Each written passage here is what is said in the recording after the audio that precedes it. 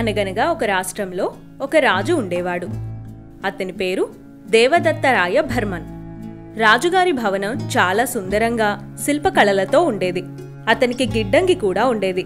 అందులో బంగారం, వెండి, వజ్రాలు, వైఢూర్యాలు, ముత్యాలు, నగలు నిండి ఉండేవి.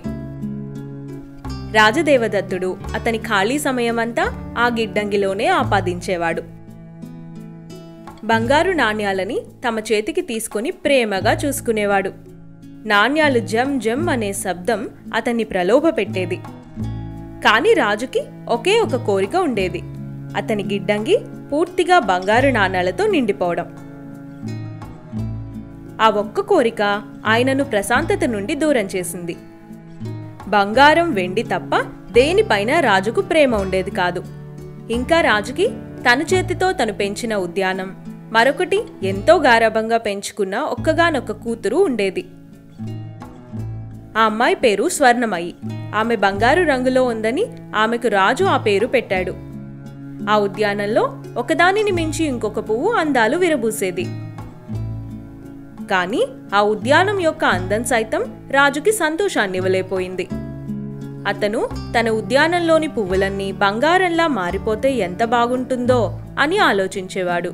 రాజుకి దురాశ ఎంతగా పెరిగిందంటే అతను అన్ని వస్తువులు బంగారంలోనే ఉండాలి అనుకునేవాడు. ఇలా బంగారంపై దురాశతో అతని ఆరోగ్యం క్షీణించింది. 1,00,000 మందులు తీసుకున్నా అతనికి ఆరోగ్యం కోలుకోలేదు. ఇలాగే ఒకరోజు రాజు గిడ్డంగికి వెళ్లి ఆలోచిస్తూ అక్కడే నిద్రపోయాడు.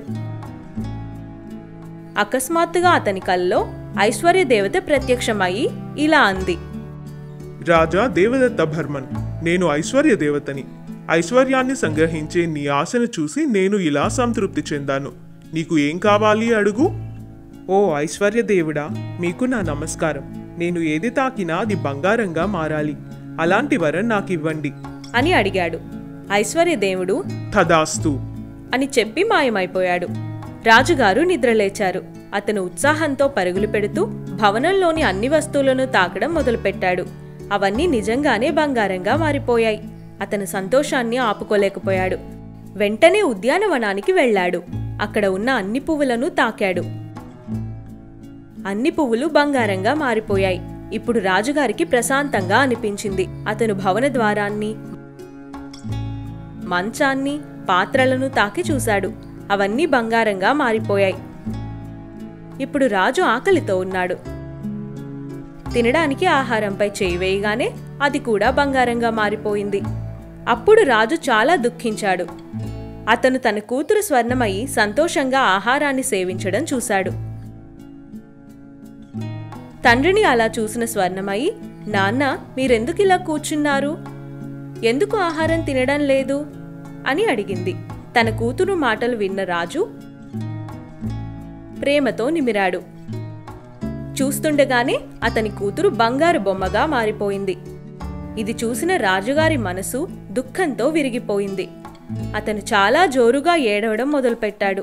అతను గిడ్డంగికి వెళ్లి ఐశ్వర్య దేవతను మరలా ప్రార్థించాడు.